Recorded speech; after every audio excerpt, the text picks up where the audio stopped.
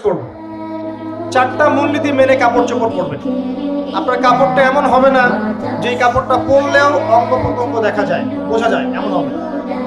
কাপড়টা এমন হবে না এত টাইট ফিটিং যে আপনার অঙ্গের উঁচু নিচু অবয়ব বোঝা যায়, এমন হবে না।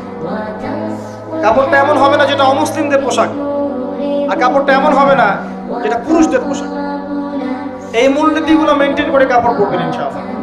এছাড়াও মেয়েদের কথায় পর্দা আছে, চলনে পর্দা আছে, ওঠা বসায় পর্দা আছে। নামাজ পড়ার সময় তাদেরকে কিছুটা শালীনভাবে নামাজ পড়তে হয়। তাদের চোখের দৃষ্টির মধ্যে পর্দা আছে। এগুলো কে শিখাবে এখনকার মেয়েদেরকে?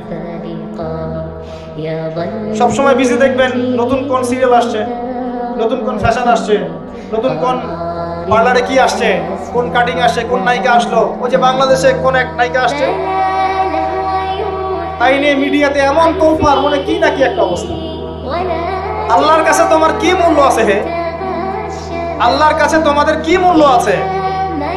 তোমরা কি 5 ওয়াক্ত নামাজ পড়ো? তোমরা কি পর্দা করো?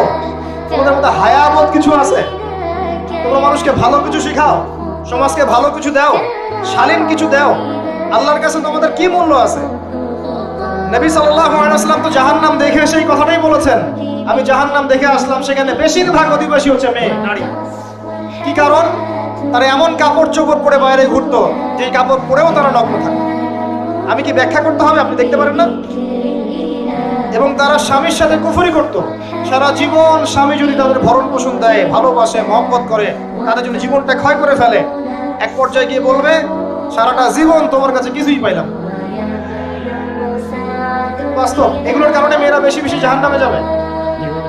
এবং তারা মানুষ মারা গেলে মাতম করে, বুক পিঠ চাপড়ায়, এই কারণে যাবে।